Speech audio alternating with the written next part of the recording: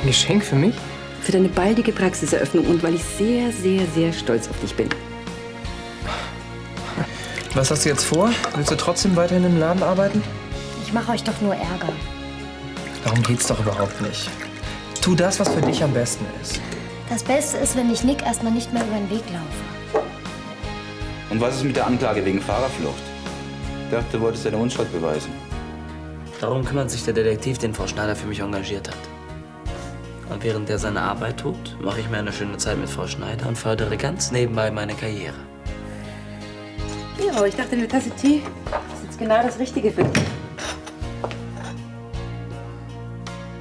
Du nimmst Drogen.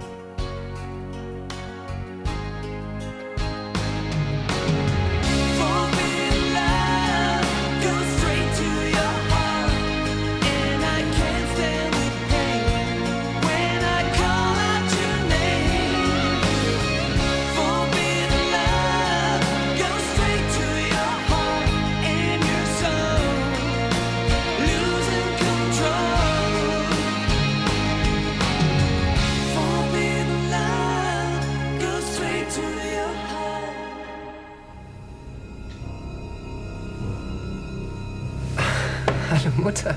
Was machst du da? Nichts. Was meinst du? Leg mich nicht an. Ich habe Augen im Kopf. Was hast du da auf dem Bild? Kokain oder irgend so ein Zeug? Ach, wie kommst du denn darauf? Ich weiß gar nicht, was du meinst.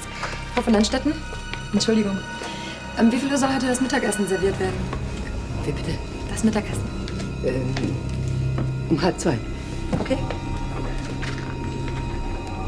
Jetzt zeig mir endlich, was auf dem Bild ist.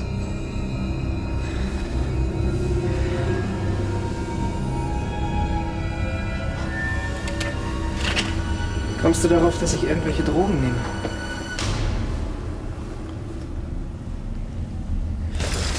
Ich denke, du schreibst eine Mathe-Klausur. Ja, tue ich auch, aber ich will meinen Taschenrechner nicht. Ich nehme den. Muss das sein, Uli? Ja, du kriegst ihn gleich wieder. Ich komme gleich nach der Klausur zurück, okay? Du bist schon wieder weg? Ich dachte, du hilfst mir jetzt beim Verkauf. Tut mir leid, die Pflicht ruft. Ich helfe dir gleich. Zum Glück ist Milli bald wieder da. Ja, ich lasse euch mal alleine, okay? Bis dann, ciao. Tschüss. Milli? Ja, klar. Jetzt, wo mit Gero alles geklärt ist, spricht doch nichts mehr dagegen, dass sie hier arbeitet, oder? Nein, natürlich nicht. Hallo, ich habe nicht so viel Zeit. Wenn ich hier ständig arbeiten muss, wann soll ich denn dann unsere Hochzeit vorbereiten? Ausgerechnet auf diesem Bild. Ich weiß immer noch nicht, wonach du eigentlich suchst. Halt mich nicht für blöd. Du hast das Zeug abgewischt. Hier. Bitte beruhige dich. Ich soll mich beruhigen. Mein Sohn nimmt Drogen und ich soll mich beruhigen. Aber ich habe doch gar nichts... Du willst damit sagen, ich habe mir das alles eingebildet, ja? Was auch immer du gesehen hast. Ich nehme keine Drogen und habe auch noch nie welche genommen. Was ich gesehen habe, habe ich gesehen. Ja, vielleicht haben deine Nerven dir einfach wieder einen Streich gespielt. Bist du dir wirklich sicher, dass du deinen Wahrnehmungen trauen kannst? Sag mir doch einfach genau, was du gesehen hast und wir reden darüber.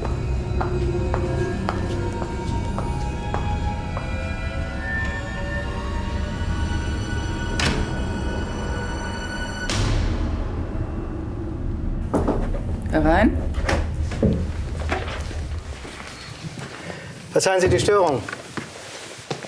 Aber ich habe eine hübsche kleine Neuigkeit. Und die wäre? Es sieht so aus, als hätten wir einen unfreiwilligen Verbündeten. Kommen Sie zum Punkt. Wen meinen Sie? Herrn von Sterneck. Seine Mutter muss irgendetwas gesehen haben, das ihr gar nicht gefiel. Und er hat sie davon zu überzeugen versucht, dass es nur Einbildung war. Wie nett von ihm, unseren Plan zu unterstützen. Der Junge wird mir direkt sympathisch.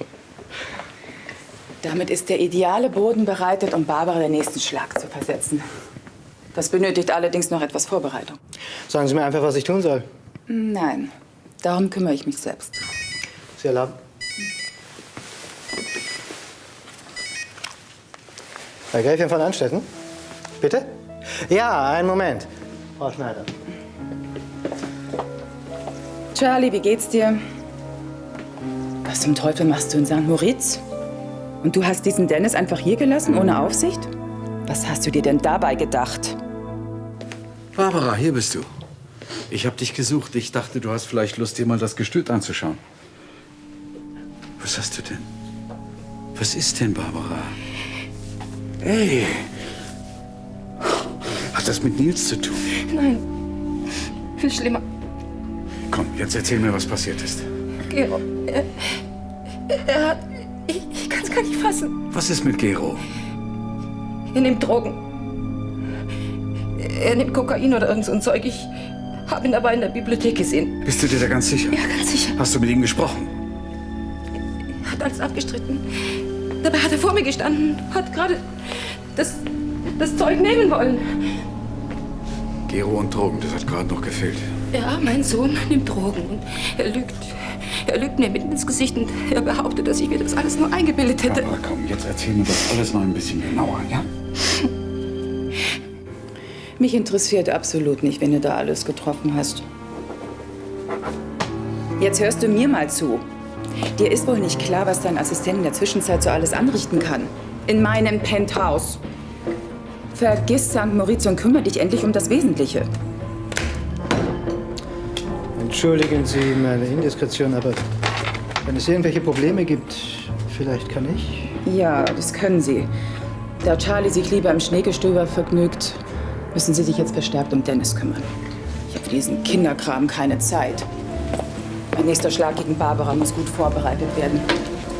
Zum Glück hält Dennis hier noch für den Privatdetektiv. Dadurch können Sie ihn gut in Sicherheit wiegen. Ich werde mich darum kümmern. Ja, am besten sofort. Selbstverständlich. Was war mit dem Pförtner? Ich muss ihm ausdrücklich sagen, dass du hochkommen darfst. Ja, vielleicht hat er mich wiedererkannt von seiner letzten Beichte her. Das war ihm peinlich. Schön, dich zu sehen. Komm. Du, es tut mir leid wegen vorgestern. Das ist schon okay. Ich möchte nicht, dass du denkst, ich hätte da moralische Bedenken wegen dir und Frau Schneider. Nein, du hast ja recht gehabt. Willst du was trinken? Ich habe einen Kaffee aufgesetzt, aber der braucht noch ein bisschen. Oh ja, gerne. Sie steht eben nicht auf mich als Mann.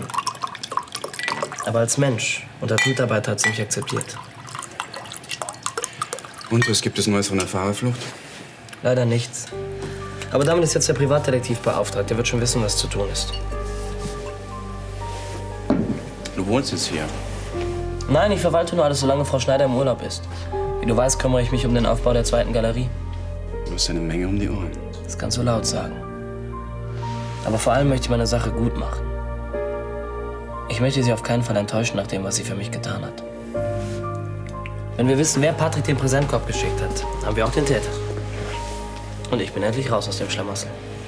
Das wünsche ich dir. Es ist nur noch eine Frage der Zeit. Wartet schon Kundschaft auf dich. Ja, vielen Dank. Schönen guten Tag. Guten Tag. Was kann ich für Sie tun? Ich suche eine passende Handtasche zu einem Bläser. Er ist magentafarben. Magenta. Ja, wir haben diverse Modelle hier. Da ist bestimmt was für Sie dabei. So, bis nachher. Wo willst du denn jetzt schon wieder hin? Das verrate ich dir nicht. Aber es handelt sich um unsere Hochzeit. Und um etwas aus ganz viel weißem Stoff. Bettlaken. Ja. Das beißt sich aber. Wir haben noch sehr schöne Blazer in anderen Farben da. Ach nein, vielen Dank. Gern geschehen. Auf Wiedersehen. Weißt du schon das Neueste? Steffi will unbedingt, dass Millie hier wieder arbeitet. Was? Das hast du dir hoffentlich ausgeredet. Ja, ich hab's versucht, aber Steffi findet, dass Millie ihren Job so gut gemacht hat. Nein, du willst das Millie nicht wirklich antun. Natürlich nicht, aber ich kann auch Steffi verstehen. Die hetzt den ganzen Tag zwischen irgendwelchen Terminen und dem Laden hin und her. Und nebenbei soll sie auch noch unsere Hochzeit organisieren. Für Millie ist es einfach viel zu belastend. Wie soll denn das werden, wenn sie wieder mit dir zusammenarbeitet? Und dann kommt Steffi ständig vorbei und weiht sie die neuesten Hochzeitsvorbereitungen ein. Ja, ist ja gut. Millie kriegt eine Krise nach der anderen. Dann sag mir wenigstens, was wir tun sollen. Vielleicht kann ich mir noch ein paar Fehlstunden erlauben. Uli, das kann doch nicht die Lösung sein. Wieso? In der Schule ist momentan total locker. Nix da. Ich als Familienoberhaupt kann das einfach nicht zulassen. Wäre ja noch schöner. Ach, Verkäufer können wir uns auch nicht leisten. Hallo Heino, gut, dass du kommst. Schicken Sie ihn hoch. Hast du noch Zeit, meinen Detektiv kennenzulernen? Er kommt gerade. Oh, da bin ich aber gespannt. Sieht er denn wenigstens aus wie Schimanski? Obwohl mir Pater Braun lieber wäre. Nee, er ist aber trotzdem ein cooler Typ. Ich habe das Gefühl, er hat Ahnung von seinem Job. Guten Tag, Herr Steinfeld. Herr Krüger. Darf ich vorstellen? Fahrrad Hillmann Fritsche, Gregor Steinfeld, Privatdetektiv. Bitte nehmen Sie Platz. Danke. Haben Sie mittlerweile eine Spur, wer den Präsentkorb geschickt haben könnte? Leider weiß ich noch nichts Konkretes. Dieser Feinkosthändler ist eine ganz schön harte Nuss. Verschlossen wie eine Auster. Aber keine Sorge, das ist nur eine Frage der Zeit. Wahrscheinlich hat der Käufer des Korbes ihn dazu gebracht, nichts zu sagen. Das kann gut sein.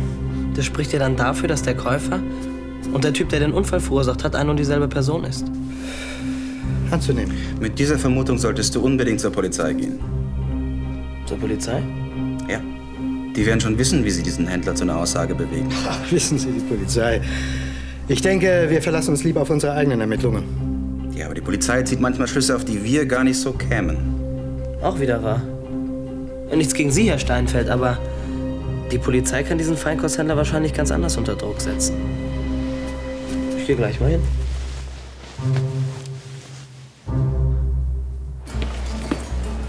Ja, passt perfekt. Wirklich nicht übel. Kontur ist ein Laden mit Stil. Und so müssen auch die Mitarbeiter aussehen. Kein Problem. Solange ich die Klamotten nicht aus eigener Tasche bezahlen muss? Nee, Arbeitskleidung wird gestellt. Spitze. Ich brauche im Moment jede Mark für meine Flugstunden. Das hier kann mit einer Pilotenuniform nicht gerade mithalten. Du machst zunächst den Food-Counter, damit hast du die meiste Erfahrung. Ich liebe unkomplizierte Einstellungsgespräche. Na, ist das unser Mann? Klar, war ja auch ursprünglich mal meine Idee, Heino einzustellen. Aber was wird Steffi dazu sagen? Das ist immer noch unser Laden und wir entscheiden, wer hier arbeitet. Hauptsache Millie ist damit aus dem Rennen. Aber du kennst Steffi. Das gibt wieder einen Riesentrara. Das kriegen wir schon hin. Wir müssen es ihr nur richtig verkaufen. Du machst das schon. Ja klar, jetzt bleibt wieder alles an mir hängen. Okay, ich denke ja schon nach. Und? Wie gesagt, du machst das schon. Absolut perfekt. Schön, dass es dir gefällt. Du kannst dich schon mal mit der Küche vertraut machen und dir angucken, wo alles steht. Ja, ist gebongt. Nick, du wirst von meinem Hochzeitskleid begeistert sein. Allerdings darf ich dir wohl nie erzählen, wie teuer es war. Dich darin zu sehen, ist sowieso unbezahlbar. Schön, dass du das auch so siehst. Ist Heino eigentlich schon weg? Nein. So, Was soll das denn werden, wenn es fertig ist? ein Espresso. Ja, aber wir haben hier noch keine Selbstbedienung. Ja, ganz deiner Meinung. Wenn du irgendetwas brauchst, ein Cappuccino oder ein Abendkleid, wende dich vertrauensvoll an mich. Haben Sie Herrn von Sterneck gesehen? Nein, leider nicht, Herr Graf. Ich kann das nicht begreifen. Dankeschön. Ich habe nichts gemerkt, überhaupt nichts. Er muss Probleme gehabt haben, Sorgen. Ich glaube, er hätte meine Hilfe gebraucht. Du solltest dir keine Vorwürfe machen. Ich bin seine Mutter. Aber du sollst deinen Sohn nicht als Opfer sehen. Der ist ein erwachsener Mann. Jedenfalls tut er so. Er ist für sein Handeln voll verantwortlich. Und ich kann nicht dulden, dass er dich anlügt. Niemand darf das, auch nicht dein Sohn. Kein Nerv für deine Spielchen. Wo ist der Stoff? Gutes Koks ist eben Mangelware. Das braucht seine Zeit. Was soll das heißen? Hast du es nicht? Im Moment nicht. Ich bin doch kein Kiosk. Ich habe dir 10.000 Mark gegeben. Dafür kriegst du überall den besten Stoff. Ein bisschen Kontenance, ja? Deine adlige Herkunft verträgt sich nicht mit dem Benehmen eines Bahnhofsjunkies. Du gibst mir jetzt sofort mein Geld zurück und ich suche mir einen anderen Dealer. Das musst du sogar, wenn du weiterhin so laut rumkrakelst. Ich will deinetwegen keine unnötigen Diskussionen mit den Gesetzeshütern haben. Sag mal, hat dir das Koks schon vollkommen die Gehirnzellen zerfressen? Die 10.000 waren eine Vorauszahlung für die nächste Lieferung. Aber einen Termin haben wir nicht vereinbart. Jetzt dir die Bullen auf den Hals. Ja, das tu doch! Die werden sich freuen zu hören, wofür du dein Geld ausgibst. Und deine Familie erst. Damit brauchst du mir nicht mehr zu kommen. Meine Mutter weiß alles. Echt? Dann hängt ja bei euch der Haussegen schief. In dem Fall verstehe ich natürlich, warum du so nervös bist. Ach, lass die Sprüche. Ich kann dir weismachen, dass sie sich alles nur eingebildet hat. Respekt. Koks macht ja doch erfinderisch. Aber vielleicht sollst du dir ein Beispiel an deiner Mama nehmen. Die braucht keinen Stoff dazu. Hey, das ist nicht komisch. Und jetzt gib mir endlich mein Geld zurück. Du hast recht. Die Ärztekammer könnte darüber auch nicht lachen. Weder über deine Mama noch über dich. Und jetzt bleiben wir beide mal ganz schön cool. Du machst keine Welle mehr und ich liefere dir die Ware. Einverstanden? Auf Wiedersehen. Und Danke vielen Dank. sehr. Auf Wiedersehen. Sag mal, was habt ihr euch eigentlich dabei gedacht, Heino hier einzustellen? Wieso? Der ist doch total klasse. Ja, aber darum geht's doch gar nicht. Worum denn? Der hat keine Qualifikation. Ganz im Gegensatz zu uns, meinst du, ja? Heino ist aufgeschlossen und kann gut mit Menschen umgehen. Was erwartest du mehr? Mann, der ist Kellner. Fürs No Limits reicht's vielleicht noch gerade. Aber Bier zu zapfen ist ja wohl was anderes, als in einem Designerladen zu arbeiten. Also oder? ich glaube, er schafft das schon. Jetzt guck doch mal, wie plump der unsere Kunden anbaggert. Was denn, Steffi? So plump finde ich das gar nicht. Das ist doch gut, wenn sich unsere Kunden wohlfühlen. Ja, aber ich verstehe nicht, warum ihr unbedingt den wollt. Millie hat doch optimal hier reingepasst. Eben hat sogar eine Kundin nach ihr gefragt. Sie wollte wissen, wo diese nette, zierliche Verkäuferin ist. Das mit Heino hat einen ganz einfachen, praktischen Grund. Heino geht nicht mehr zur Schule und ist zeitlich viel flexibler als Millie oder ich. Genau. Und dann hast du auch endlich mehr Zeit für deine diversen Termine. Und für die Hochzeitsvorbereitung. Habt ihr das gerade gesehen? Meine Kundin hat ein super teures Kostüm anprobiert. Und sie nimmt es. Na? Ja gut, ihr habt gewonnen. Aber ich bringe das Millie nicht bei. Das könnt ihr schön selber machen. Bitte bringen Sie meiner Frau einen Beruhigungstee, ja? Natürlich, sofort. Esther? Gut, dass du da bist. Ich muss dich dringend sprechen. Ich dich auch, bitte.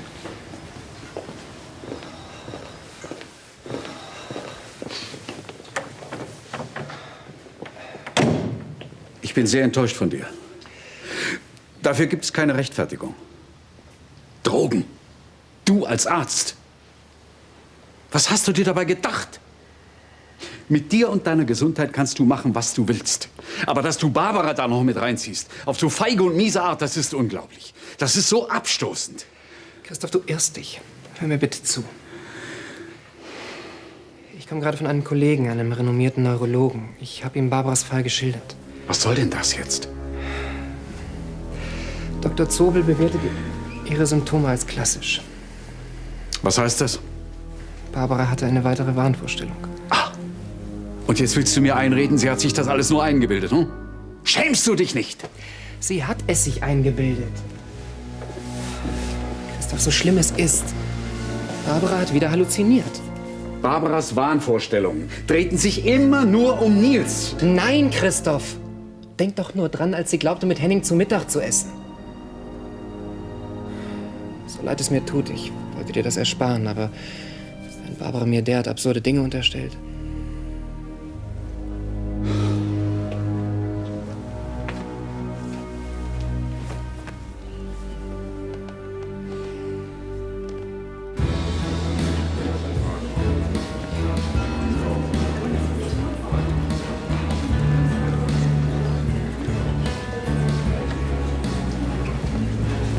Schön, dass Sie so kurzfristig kommen konnten. Na, ich bin doch neugierig, worum es geht.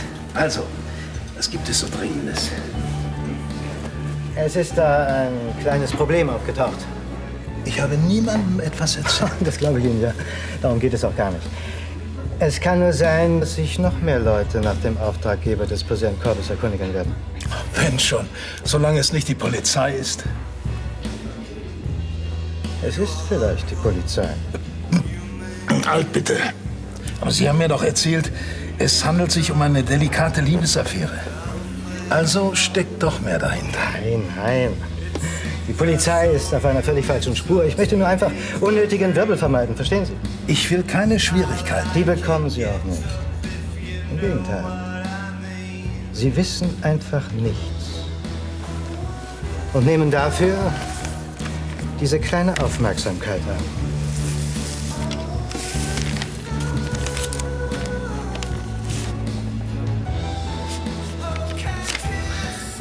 Also gut, aber wenn ich mitkriege, dass es sich doch um etwas Kriminelles handelt, dann sage ich der Polizei, was ich weiß.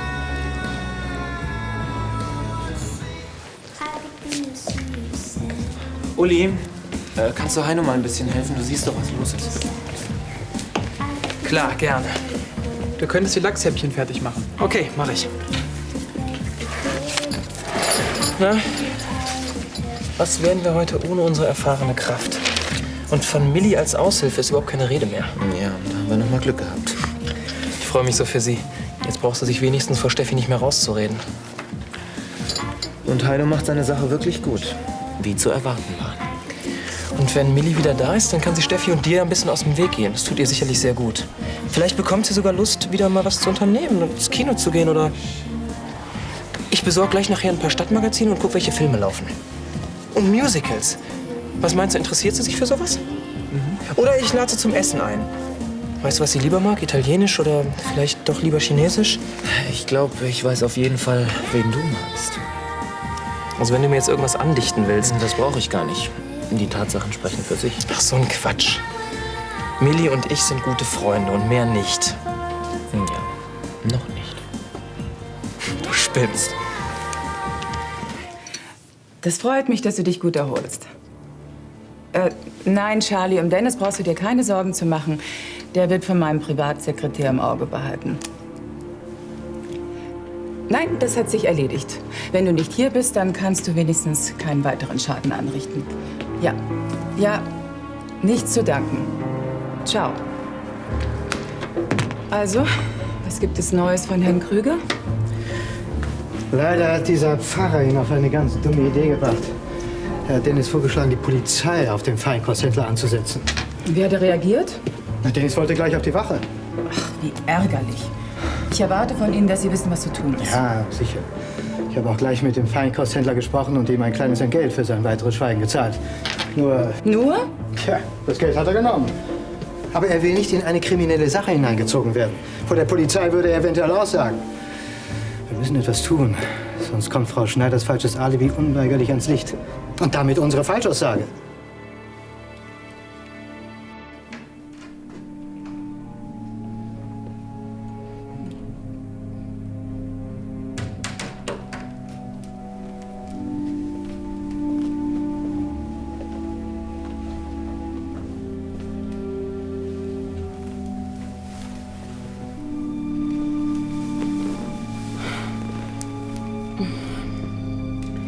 Hast du mit Gero gesprochen? Ja, das habe ich. Was hat er gesagt? Nicht so wichtig. Christoph, was ist los? Er hat mir gesagt, dass du dir das alles mal eingebildet hast. Ich weiß, es ist unglaublich, dass es sogar dich anlügt.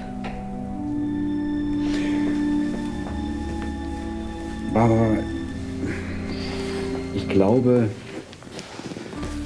du bist selber anstrengend.